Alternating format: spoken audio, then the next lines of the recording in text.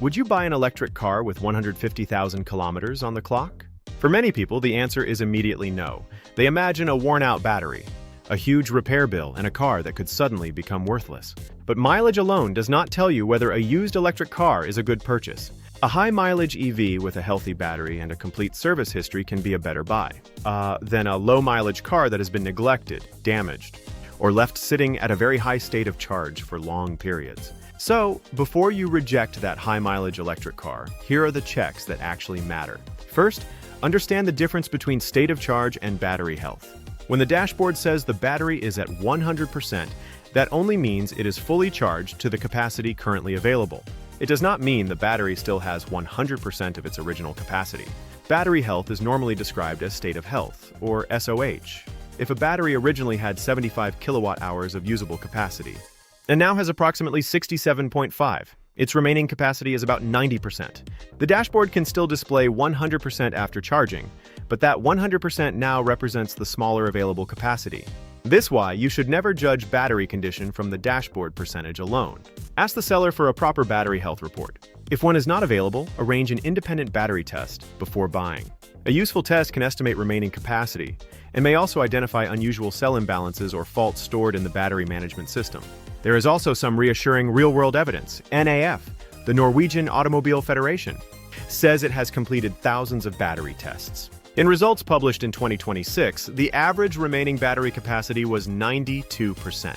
Most of the tested vehicles were around 5 years old, and NAF reported that even many 8-year-old cars still had around 90% capacity. That does not guarantee that every battery is healthy. It shows why you should test the individual car, instead of assuming that high mileage automatically means battery failure. Second, check the warranty carefully. Battery warranties often have both a time limit and a mileage limit, and whichever comes first normally ends the coverage. Many manufacturers offer something close to 8 years or 160,000 kilometers, often with a minimum capacity condition. But the exact terms differ by brand, model, country, and year. A car with 150,000 kilometers may therefore be very close to the end of its mileage-based battery warranty. Even if it is only 4 or 5 years old, ask an authorized dealer to confirm the remaining coverage using the vehicle identification number. Do not rely only on what the advertisement says. Also read what the warranty actually covers. Gradual loss of capacity, a defective component, and accidental damage to the battery casing may be treated very differently. Third, test the charging system. Connect the car to an AC charger and make sure charging begins normally. If possible, test it at a DC fast charger too. Inspect the charging port and cables for cracks, bent parts, corrosion, or signs of overheating. A car can have a healthy battery but still have trouble with its onboard charger, charging port, cooling system, or communication hardware. These problems may not appear during a short drive around the dealership. Fourth, inspect the underside of the car. The battery pack is normally mounted below the passenger compartment. Look for dents, scrapes, or signs that the battery enclosure has struck an object. A damaged protective cover does not automatically mean the battery is unsafe, but it deserves a professional inspection. Fifth, do not become so focused on the battery that you forget the rest of the car. At 150,000 kilometers, inspect the tires, suspension, wheel bearings, steering, brakes, and wheel alignment. Electric cars use regenerative braking, so the friction brakes may be used less often.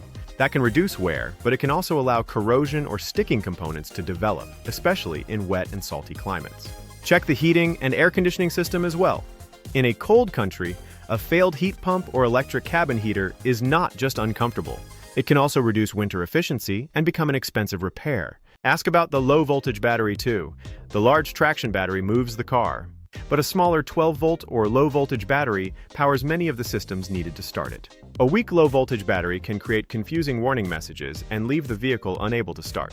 Sixth, study how the car was used. Motorway mileage is not automatically bad. A car that covered long, steady journeys may have experienced fewer short trips, potholes, and parking impacts than a car used entirely in a city.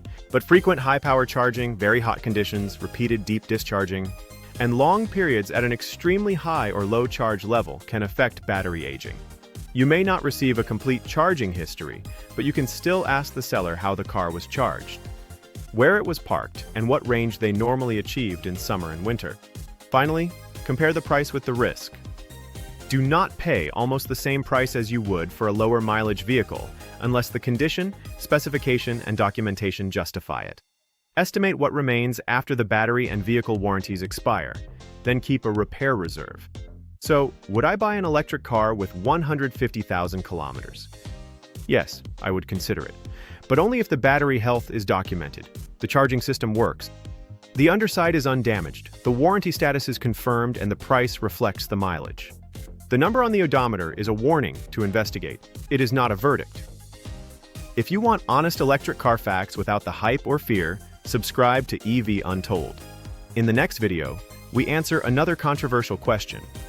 Does fast charging really damage an EV battery?